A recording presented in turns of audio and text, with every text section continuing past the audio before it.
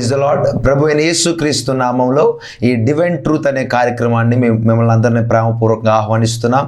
ఇటు రీతిగా మరి ఒక వారం మిమ్మల్ని కలుసుకోవడానికి, దేవుడి యొక్క సువార్తను మీ యొక్క గృహాల్లోకి ఈ విధంగా తీసుకురావడానికి, మీకు పరిచర్య జరిగించడానికి దేవుడు చూపిన కృపను బట్టి దేవునికే సమస్త మహిమ ఘనత కలుగునుగాక. అనేక మంది యొక్క కార్యక్రమాల ద్వారా, దేవుని యొక్క మాటల ద్వారా ఆదరించబడుతున్నారని అనేక ఫోన్ కాల్స్ ద్వారా, అనేక మెసేజ్ల ద్వారా నేను చాలా విని దేవుణ్ణి ఎంతగానో మహిమపరచబడుతూ ఉన్నాను. కాబట్టి నా ప్రియ సహోదరి సహోదరులారా, మీరందరూ ఈ ప్రోగ్రాం అయ్యేంత వరకు మీరు అటు ఇటు కదలకుండా, అటు ఇటు చూడకుండా, అటు ఇటు వెళ్లకుండా మీ యొక్క ఫోన్స్ను సైలెన్స్లో పెట్టుకొని దేవుని వాక్యాన్ని శ్రద్ధగా వినాలని చెప్పి నేను ఎంతగానో మిమ్మల్ని విన్నవించుకొని మనవి చేసుకుంటా ఉన్నాను. ఎందుకంటే ఈరోజు ప్రత్యేకంగా దేవుడు మీ అందరితో మాట్లాడబోతా ఉన్నాడు. మీరు ఏ సమస్యలో ఉన్నారు, ఈ యొక్క సమస్యలో కలవరంతో, భయంతో, దిగులుతో ఈ యొక్క ప్రోగ్రాం చూస్తూ ఉన్నారు, ఈరోజు పరిశుద్ధాత్మ దేవుడు తన వాక్యము చేత నీతో మాట్లాడబడతా ఉన్నాడు. ఎందుకంటే ఆయన వాక్యము సజీవము గలదై, బలము గలదై ఈరోజు నిన్ను తాకబోతా ఉంది. ఈ ప్రోగ్రాం చూస్తున్న నిన్ను ముట్టబోతా ఉంది. పరిశుద్ధాత్మ దేవుడు ఒక బలమైన శక్తిగా, పునరుత్థాన శక్తిగా తన వాక్కును పంపి దేవుడు నిన్ను బాగుపరచబోతా ఉన్నాడు. అందరూ మీరున్న స్థలాల్లో 1-2 నిమిషాలు కళ్ళు మూసుకొని మీ యొక్క ఆత్మలను ప్రిపేర్ చేసుకోండి. మీ యొక్క స్పిరిట్ని ట్యూన్ చేసుకుందాం. తండ్రి నీకు వందనాలు, స్తోత్రాలు. ప్రతి ఒక్కరూ మీరున్న స్థలంలో మోకరించగలిగితే మోకరించండి. కళ్ళు మూసుకొని 2 చేతులు పైకెత్తి, యేసయ్యా ఈరోజు ప్రభువా నీ వాక్యం ద్వారా మాతో మాట్లాడండి ప్రభువా.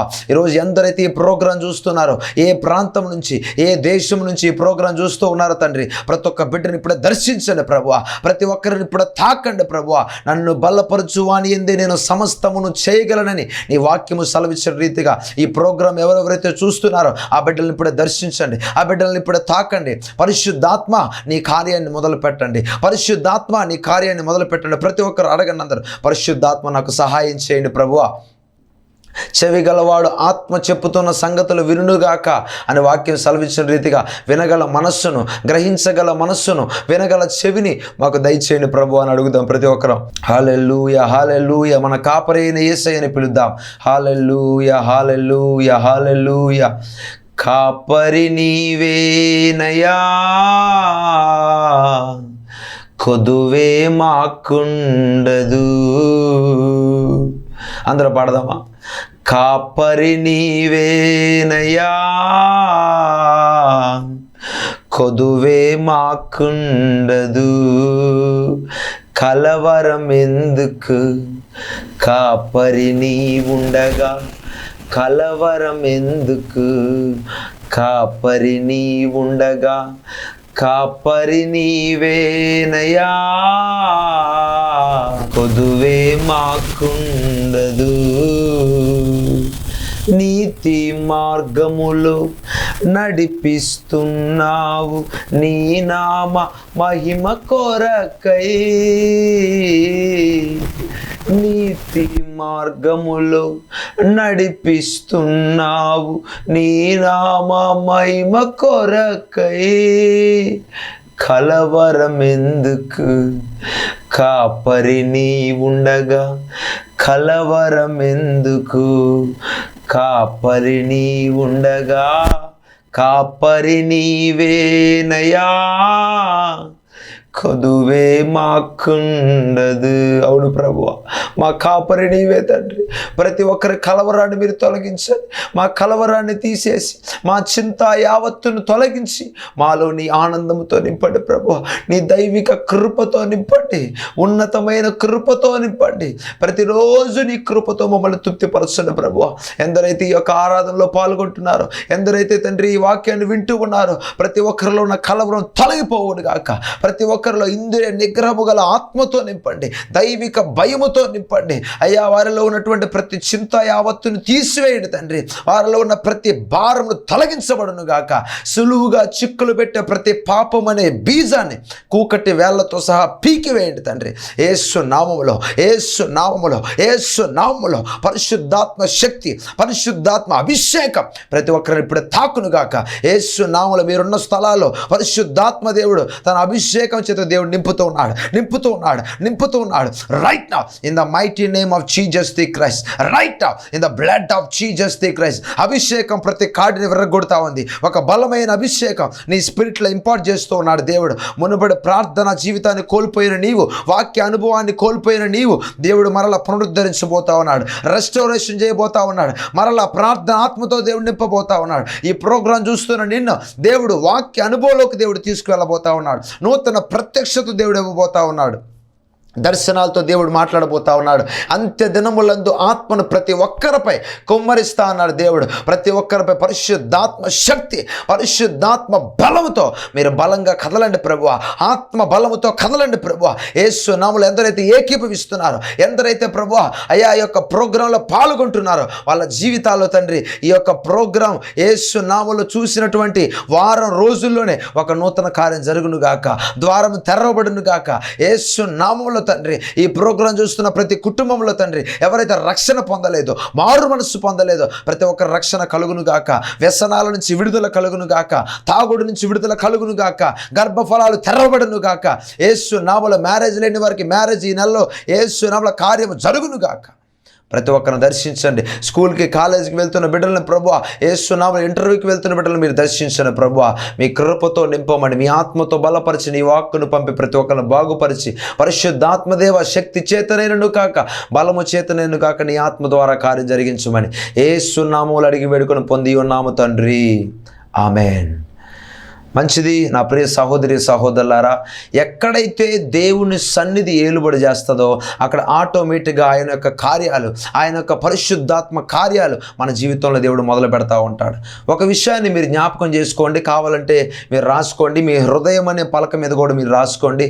దేవుని సన్నిధిని ఎవరైతే ఎక్స్పీరియన్స్ చేస్తారో, దేవుని సన్నిధి చేత ఎవరైతే నడిపించబడతారో వారు అద్భుతాలు చూసే విధంగా మాత్రమే కాకుండా అద్భుతాలు అనుభవించే వ్యక్తిగా మార్చబడతారు. ఈనాడు అనేక మంది వాళ్ళ జీవితంలో అద్భుతం జరుగుతుందండి, వీళ్ళ జీవితంలో కార్యాలు జరుగుతున్నాయి. మరి మా జీవితంలో ఎందుకు జరగట్లేదంటే నువ్వు దేవుని సన్నిధి చేత నింపబడలేని వ్యక్తిగా ఉంటున్నావు కాబట్టి వారి జీవితంలో వీరి జీవితంలో జరుగుతున్న అద్భుతాలు చూస్తున్నావు, కానీ నీ జీవితంలో ఆయన యొక్క కార్యాలను ఎక్స్పీరియన్స్ చేయలేకపోతున్నావు. ఈరోజు పరిశుద్ధాత్మ దేవుడి ప్రోగ్రాం చూస్తున్న నీతో సూటిగా మాట్లాడుతున్నాడు. దేవుని సన్నిధి చేత నువ్వు నింపబడితే ఆయన సన్నిధిలో సంపూర్ణ సంతోషము కలదు, ఆయన కుడి చేతిలో నిత్యము సుఖములు కలవని వాక్యం చెప్తా ఉంది. ఆ సన్నిధి దగ్గర నువ్వు రాగలిగితే మహోన్నతుని చాటున నివసించువాడే సర్వశక్తిని నీడను విశ్రమించువాడని వాక్యం సెలవిస్తూ ఉంది. డ్వెల్లింగ్, ఆ యొక్క సన్నిధిలో నువ్వు ఎప్పుడైతే ఆ గాడ్స్ ప్రజెన్స్లో నువ్వు నివసిస్తావో అద్భుతాలు, ఆశ్చర్యకార్యాలు, సూచక్రియలు నీ వెంట పరుగున వస్తూ ఉంటాయి. హల్లెలూయా. మంచిది నా ప్రియ సహోదరి సహోదరులారా, ఈరోజు పరిశుద్ధాత్మ దేవుడు మనతో మాట్లాడుతున్న మాటను మనం జ్ఞాపకం చేద్దాం. లూకా రాసిన సువార్త 8వ అధ్యాయం 14వ వచనం. ముండ్ల పొదలలో పడిన విత్తనమును పోలిన వారెవరనగా విని కాలము గడిచిన కొలది ఈ జీవన సంబంధమైన విచారముల చేతను ధనభోగముల చేతను అణచివేయబడి పరిపక్వముగా ఫలింపని వారు. హల్లెలూయా. ఇక్కడ ఈ వాక్యాన్ని మనం చిన్నప్పటి నుంచి చూస్తూనే ఉన్నాం. దేవుడు ఈ విత్తనము గురించి ఉపమానం చెబుతూ దేవుడు మాట్లాడుతూ ఉన్నాడు. ఇక్కడ 3 రకాలైనట్టు మనకు కనపడతా ఉన్నాయి. మొట్టమొదటిగా ఈ యొక్క 14వ వచనం పైన 11వ వచనం నుంచి మనం చూస్తే త్రోవ పక్కన పడినటువంటి విత్తనాల గురించి మాట్లాడుతున్నాడు. రెండవదిగా మనం చూస్తే రాతి నేలన పడినటువంటి విత్తనాల గురించి మాట్లాడుతున్నాడు. మూడవదిగా మనం ఇప్పుడు చదువుకున్నట్లు ముండ్ల పొదలో పడినట్టు విత్తనంగా మాట్లాడుతున్నాడు. తర్వాత మనం చూస్తే మంచి నేలన పడినట్టు విత్తనం గురించి మాట్లాడుతూ ఉన్నాడు. ఈ విధంగా 4 రకాలైనటువంటి విత్తనాల గురించి ఇక్కడ మనం చూస్తాం. విత్తనం అనేది వాక్యానికి సాదృశ్యం అని చెప్పి మనకు స్పష్టంగా ఇక్కడ ఉపమానంలో స్పష్టంగా తెలియజేస్తూ ఉంది. కాబట్టి మొట్టమొదటి త్రోవ పక్కబడినటువంటి విత్తనాన్ని మనం చూస్తే రక్షణ ఎవరైతే పొందలేదో వారి జీవితం గురించి మాట్లాడితే ఇక్కడ కనపడతా ఉంది. రాతి నేలన పడిన విత్తనం గురించి మనం మాట్లాడితే దానిలో వారు రక్షణ పొందుకొని దేవుడి యొక్క వాక్యాన్ని వాళ్ళ జీవితంలో వింటారులే కానీ మరలా సమస్య రాగానే విడిచిపెట్టే వాళ్ళుగా మనం కనపడతారు. మూడవదిగా ముండ్ల పొదలో పడినటువంటి విత్తనాలు ఎవరైతే హృదయములో పడినటువంటి విత్తనం ముండ్ల పొదల్లో పడినట్టు ఎవరైతే పడతాదో ఇక్కడ చెప్తున్నాడు దురాశ భోగముల చేత, ఈ లోక సంబంధమైనటువంటి చింత యావత్తు, కలవరం చేత, ధనభోగముల చేత అది అణచివేయబడి వారు పరిపక్వముగా ఫలించారంట. హల్లెలూయా. ఈరోజు ఈ మూడవ సంబంధమైనటువంటి ముండ్ల పొదలో పడినటువంటి విత్తనం గురించి ఈరోజు పరిశుద్ధాత్మ దేవుడు ఈరోజు మనతో మాట్లాడబోతా ఉన్నాడు. ఈరోజు మన యొక్క అంశం ఏంటంటే స్పిరిచువల్ మెచ్యూరిటీ, ఆత్మీయత, ఆధ్యాత్మిక సంబంధమైనటువంటి పరిపక్వత, ఆత్మ సంబంధమైనటువంటి పరిపక్వత. హల్లెలూయా. ఈనాడు మనం లోకంలో గమనిస్తే శరీరానుసారంగా మనం చూస్తే అనేక మంది చేసేటటువంటి కొన్ని పెద్దవాళ్ళు, మెచ్యూరిటీ కలిగిన వారు, వాళ్ళ యొక్క ఏజ్ ఎక్కువ ఉన్న వాళ్ళు కూడా ఈనాడు తప్పులు చేయటం మనం చూస్తూ ఉంటాం. ఈనాడు లోకంలో ఉపయోగించే సామెత ఏంటంటే, అరే వీడికి ఇంకా పరిపక్వత రాలేదురా, వీడికి ఇంకా వయస్సు పెరిగిందే కానీ బుద్ధి అనేది పరిపక్వం రాలేదని మాట్లాడుతూ ఉంటాడు. ఈనాడు కూడా అనేక మంది జీవితాల్లో క్రైస్తవులుగా పిలువబడుతున్న వారు, అనేక సంవత్సరాల నుంచి మందిరానికి వెళ్తున్నవారు, అనేక సంవత్సరాల నుంచి యేసుక్రీస్తును సొంత రక్షకుడుగా ఎన్నుకొని దేవుణ్ణి వెంబడిస్తున్న వారిలో ఏమి లేదంటే ఆత్మ సంబంధమైనటువంటి పరిపక్వత మనకు కనపడట్లేదు. ఈనాడు సంఘాలలో, ఈనాడు విశ్వాసులలో నామకార్థమైనటువంటి భక్తి, ఆచార సంబంధమైనటువంటి భక్తి, ఏదో వెళ్ళటానికి వెళ్తున్నాంలే, వినటానికి వింటున్నాంలే, కూర్చుంటున్నాంలే, కానుకేయాలి కాబట్టి వేస్తున్నాంలే, వాక్యం వినాలి కాబట్టి వింటున్నాంలే, సేవకుడికి మాట్లాడి ప్రార్థన చేయించుకోవాలి కాబట్టి ప్రార్థన చేయించుకుంటున్నాంలే, ఈ విధంగా కొన్ని సంవత్సరాల నుంచి మందిరానికి వెళ్తున్నారు కాబట్టి భక్తి పెరగాల్సింది పోయి రోజు రోజుకి వాళ్ళ ఆత్మ సంబంధమైనటువంటి పరిపక్వత తగ్గిపోతూ రావటాన్ని ఈనాడు సంఘాల్లో మనం చూస్తూ ఉన్నాం. ఈనాడు నా ప్రియ సహోదరి సహోదరుడా, ఈ ప్రోగ్రాం చూస్తున్న దేవుడు నీతో మాట్లాడుతూ ఉన్నాడు. నువ్వు ఎన్ని సంవత్సరాల నుంచి మందిరానికి వెళ్తున్నావో నాకైతే తెలియదు, కానీ ఎన్ని సంవత్సరాల నుంచి యేసు ప్రభువును సొంత రక్షకుడుగా అంగీకరించావో, ఎప్పుడు బాప్తీసాన్ని పొందావో, ఎప్పుడు మారు మనసును పొందావో నాకైతే తెలియదు, కానీ ఈరోజు పరిశుద్ధాత్మ దేవుడు స్పష్టంగా నేను అడుగుతున్న క్వశ్చన్ ఏంటంటే, ఆత్మ సంబంధమైన పరిపక్వత కలిగిన వ్యక్తిగా నువ్వు ప్రవర్తిస్తున్నావా? ఆధ్యాత్మిక పరిపక్వత కలిగినటువంటి ఒక క్రైస్తవుడిగా, ఒక విశ్వాసిగా నువ్వు నిలబడగలుగుతున్నావా? నువ్వు జీవిస్తున్నావా అనేది ఒక్కసారి నువ్వు నీ యొక్క సెల్ఫ్ని చెక్ చేసుకోవాలని చెప్పి, ఆత్మ పరిశోధన చేసుకోవాలని ఈ వాక్యం ద్వారా పరిశుద్ధాత్మ దేవుడు నిన్ను హెచ్చరిస్తూ ఉన్నాడు. ప్రతి ఒక్కరిని క్వశ్చన్ చేస్తూ ఉన్నారు. హల్లెలూయా. ఇక్కడ అదే చెప్తున్నాడు, ముండ్ల పొదలో పడినటువంటి విత్తనం ఏదైతే ఉందో ఆ విత్తనం అంట వాళ్ళ హృదయంలో పడుతుంది. వాళ్ళు వింటారు, అవును ఆ కొద్దిసేపు వాక్యం విన్నంతసేపు అవును కదా, నేను ఈ పాపములో ఉన్నాను కదా, ఈ యొక్క లోపం నాలో ఉంది కదా, ఈ బలహీనత నాలో ఉంది కదా అని చెప్పి చక్కగానే ఆ విత్తనం లోన పనిచేస్తూ ఉండగా వీళ్ళు ఏం చేస్తారంటే, వెంటనే ఒక సమస్య రాగానే వాళ్ళలో దురాశ వచ్చేసి ఆ దురాశ పరిపక్వమై పాపముగా మారి ధనభోగముల చేతను, రెండోది ఏం చెప్తున్నాడు, దురాశ చేతను ఇక్కడ ఏమైందంట, అణచివేయబడి ఈ జీవన సంబంధమైన విచారాలు ఏవైతే ఉన్నాయో, తల్లి గురించి, బిడ్డ గురించి, పిల్లల గురించి, లేకపోతే వ్యాపారం గురించి, ఉద్యోగం గురించి, డబ్బు గురించి, ఆయా యొక్క ప్లేసుల్లో ఉన్నటువంటి ధనం గురించి, ఆయా ప్లేసుల్లో ఉన్నటువంటి స్థలాల గురించి, ఈ జీవన సంబంధమైన విచారాల్లో వాళ్ళు ఆలోచిస్తూ వాళ్ళ ఆలోచనలను అవన్నీ నింపుకొని ఆ వాక్యం అనే విత్తనం వాళ్ళలో ఫలించకుండా, పరిపక్వము చెందకుండా ఏం చేస్తుందంటే అణచివేస్తూ ఉంది. ఈనాడు అనేక మంది క్రైస్తవుల జీవితాలు మీరు గమనిస్తేనండి, వాక్యం అనేది అయితే వాళ్ళు చిన్నప్పటి నుంచి వింటూ ఉన్నారులే, కానీ ఆ వాక్య ఫలింపు, ఆ వేరు పెరగనివ్వట్లేదు. దాన్ని విత్తనంగానే ఉంచనిస్తున్నారు, కానీ చెట్టుగా ఫలించి అది ఫలములు కాచి ఆత్మ ఫలములుగా, ఆత్మ వరములుగా వారిలో నుంచి ప్రత్యక్షపరచబడట్లేదు. అనేకులకు సువార్త ప్రకటించాలనే భారం రావట్లేదు, ఆత్మల గురించి ప్రార్థించాలనే భారం రావట్లేదు, దేవుని సన్నిధిలో గడపాలనే భారం రావట్లేదు. దానికి గల కారణం ఏంటంటే, ఆత్మ సంబంధమైనటువంటి పరిపక్వత లేనివారుగా, పరిపక్వముగా ఫలింపని విశ్వాసులుగా, క్రైస్తవులుగా ఈనాడు సంఘములో, సమాజములో, విశ్వాసులలో, చివరికి సేవకులలో కూడా మనకు కనపడతా ఉంది. ఈనాడు ఈ ప్రోగ్రాం చూస్తున్న విశ్వాసువా, సేవకుడుగా, సువార్థికుడువా, అపోస్తులుడువా, నువ్వు ఎవరివైనా కానీ వాక్యం ముందు మనమందరం సమానమే. దేవుడు నీ యొక్క సీనియారిటీని కోరుకోవట్లేదు, కానీ నీ యొక్క సిన్సియారిటీని దేవుడు కోరుకుంటున్నాడు. నా ప్రియ సహోదరి సహోదరుడా, ఏలి ఎంతగానో ఒక యాజకుడుగా మందిరంలో ప్రార్థన చేస్తున్న సమయంలో బాలుడైన సమూయేలుతో దేవుడు మాట్లాడినట్టు మనం చూస్తూ ఉన్నాం. కాబట్టి ఏజ్ను బట్టి దేవుడు మాట్లాడండి, నీ యొక్క అనుభవాన్ని బట్టి దేవుడు మాట్లాడండి. దేవుని సన్నిధి చేత నువ్వు ఎంత నడిపించబడుతున్నావు, దేవుని యొక్క వాక్యం అనే విత్తనం నీలో ఎంతగా ఫలిస్తూ ఉంది, ఎంతగా దేవుడితో నువ్వు రిలేషన్షిప్ పెట్టుకున్నావు, దాన్ని బట్టి నీ పరిపక్వతను బట్టి దేవుడు ఈరోజు నీతో మాట్లాడతాడు. అనేక మంది చెప్తా ఉంటాడు, దేవుడు నా జీవితంలో కదలట్లేదండి. మొట్టమొదటిలో ప్రార్థన బాగా చేసేవాడిని, దేవుడు నాతో బాగా మాట్లాడేవాడు, కార్యాలు బాగా చూశాను, రాను రాను కార్యాలు పెరగాల్సింది పోయి కార్యాలు చూడలేకపోతుంది. దానికల్ల కారణం ఏంటంటే ఈ జీవన సంబంధమైన విచారముల చేత, ధన భోగముల చేత ఆ వాక్యం అనే విత్తం అణచివేయబడతా ఉంది. ఈనాడు కూడా ఈ ప్రోగ్రాం చూస్తున్న నా ప్రియ సహోదరి సహోదరుడా, ఈరోజు అణచివేయబడుతున్నటువంటి స్థితిలో నీవు ఉన్నావా?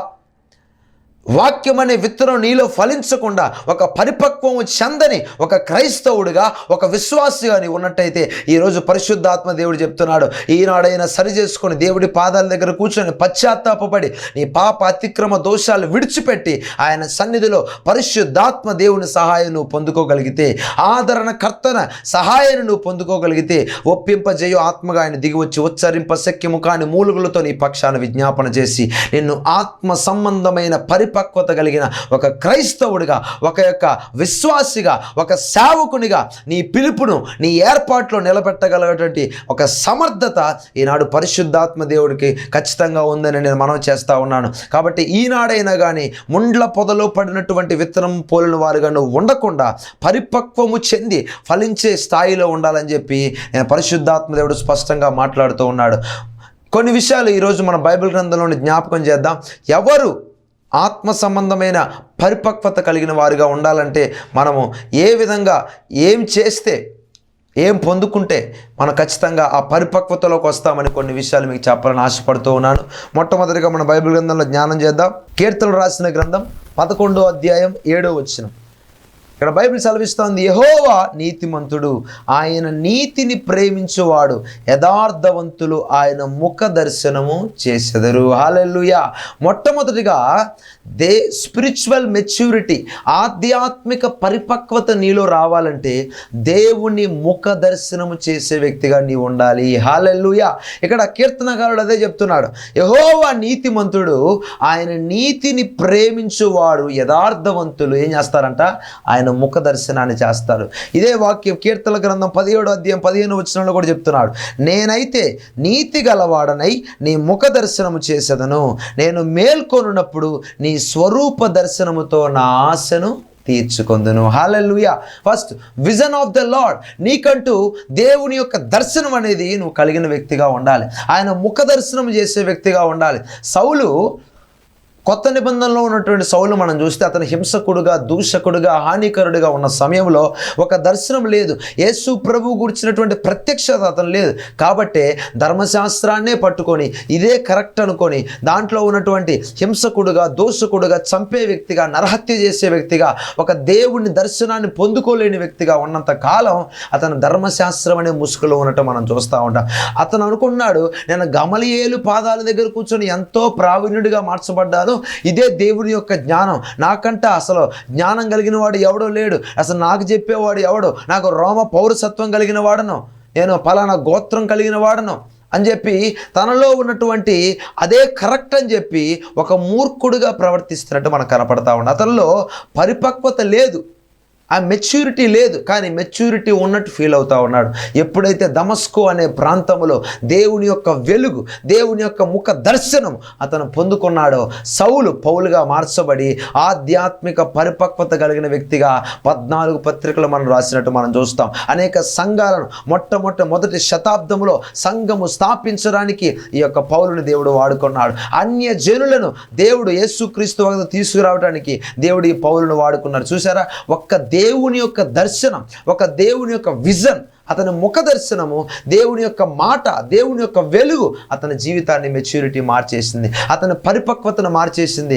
ఎక్కడైతే యేసుక్రీస్తు దేవుడు కాదని, ఎక్కడైతే యేసుక్రీస్తును ప్రకటిస్తున్న వారిని చంపేయాలని చూశాడో అదే ప్రాంగణంలో నిలబడి, అదే సెంటర్లో నిలబడి పత్రికలు పంచుతూ ఎలా కొడుతున్నా, తిడుతున్నా, రాళ్లతో కొడుతున్నా, చెరసాల్లో వేసిన ఒక పరిపక్వత కలిగిన వ్యక్తిగా అతను మారినట్టు మనం బైబిల్ గ్రంథంలో చూస్తాం. ఈనాడు పరిశుద్ధాత్మ దేవుడు ఈ ప్రోగ్రాం చూస్తున్న నీతో, నా ప్రియ యవనస్తురాలా, ఈ ప్రోగ్రాం చూస్తున్న నీవు ఎవరివైనా, నా ప్రియ సేవకుడా, నీ యొక్క సేవ ముందుకు వెళ్ళట్లేదా? నీ యొక్క పరిచర్య ముందుకు వెళ్ళట్లేదా? విశ్వాసిగా నువ్వు విశ్వాసంలో ముందుకు వెళ్ళలేకపోతున్నావా?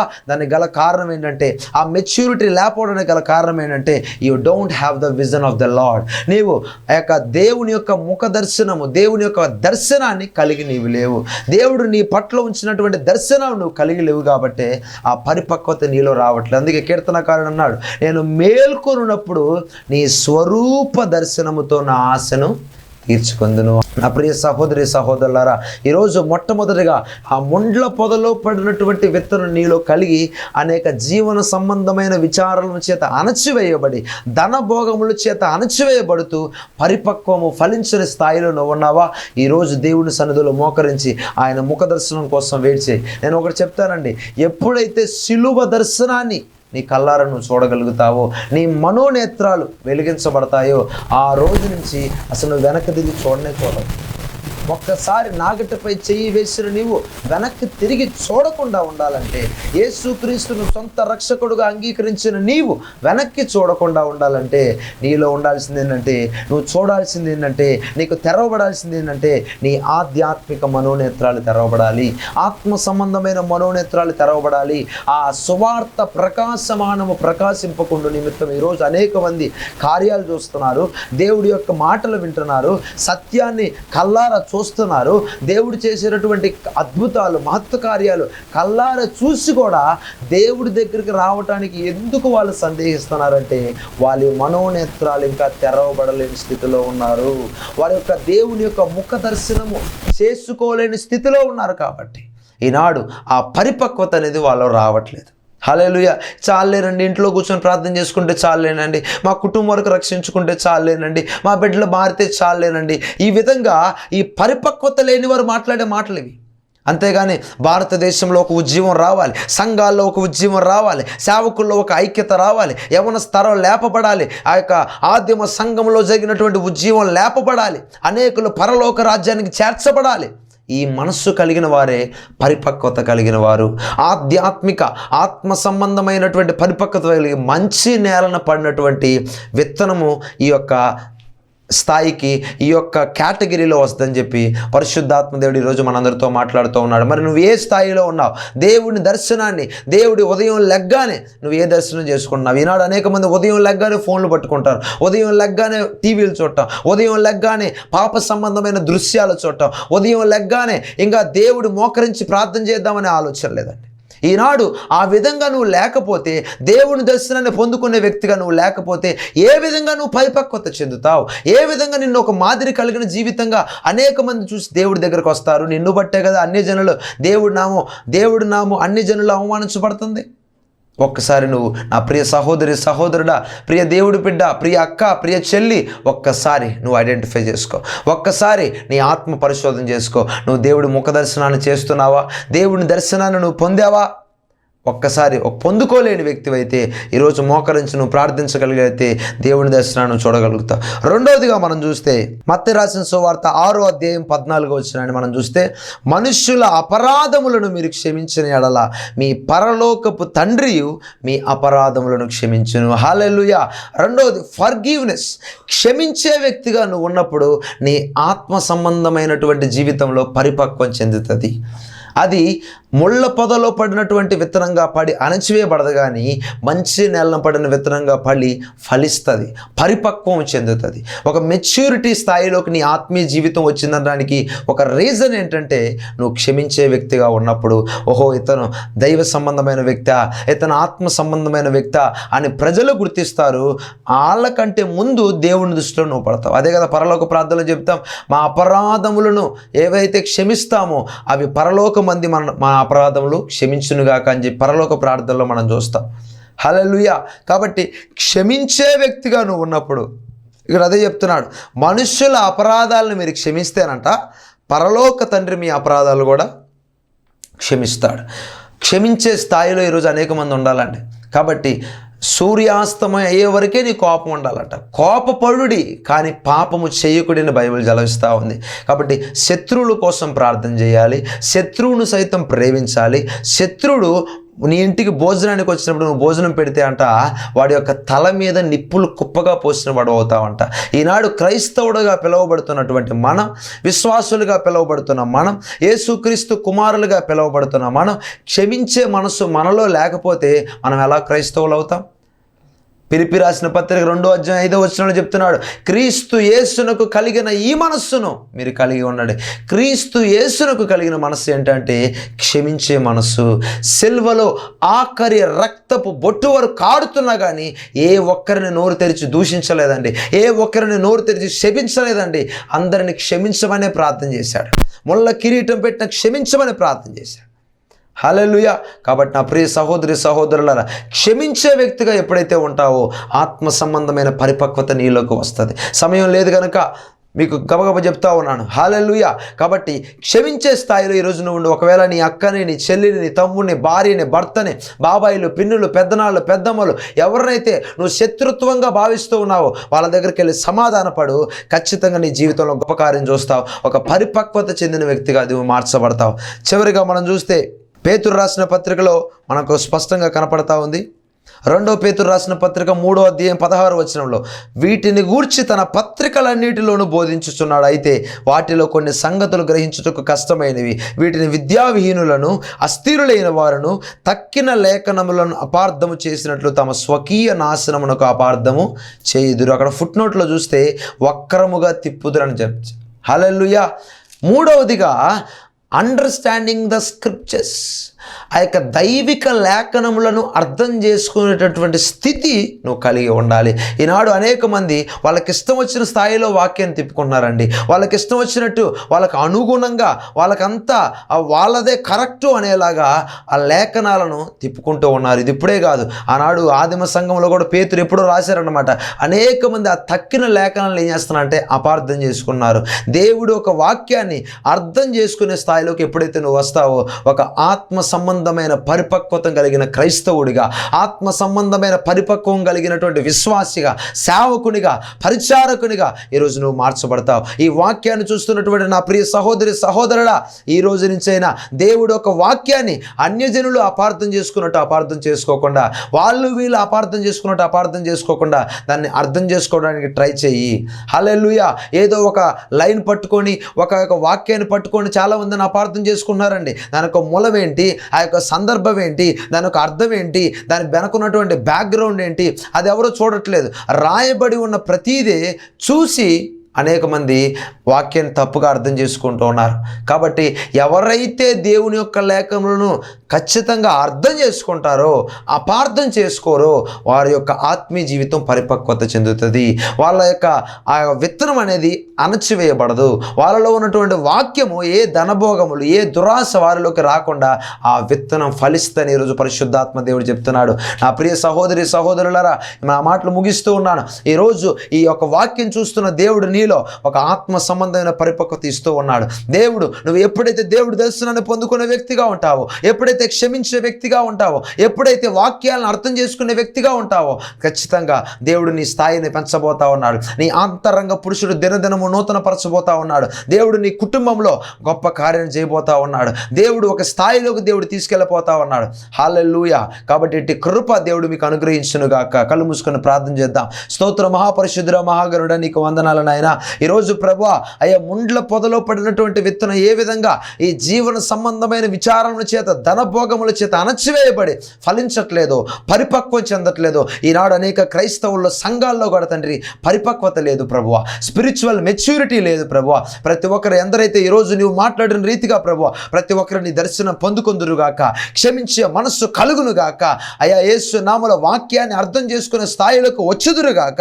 అట్టి కృపతో మీరు నింపమని ప్రతి ఒక్కరిని ముట్టండి, ప్రతి ఒక్కరిని తాకండి. ప్రతి ఒక్కరిలో వాళ్ళ బాహ్య పురుషుడు కృషించుచున్నాను, ప్రతి ఒక్క అంతరంగ పురుషుడు నూతన పరచబడాలి. సంఘాల్లో ఉజ్జీవం లేపబడాలి. సేవకులు ఐక్యతలోనికి రావాలి. విశ్వాసుల ఐక్యతలోనికి రావాలి. ఒక పరిపక్వత చెందినటువంటి క్రైస్తవులుగా ప్రతి ఒక్కరు మార్చబడుదురు కాక.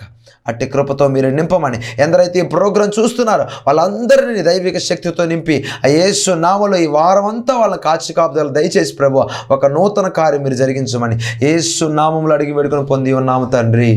ఆమేన్. దేవుడు మిమ్మల్ని దీవించును గాక. God bless you. వందనాలు.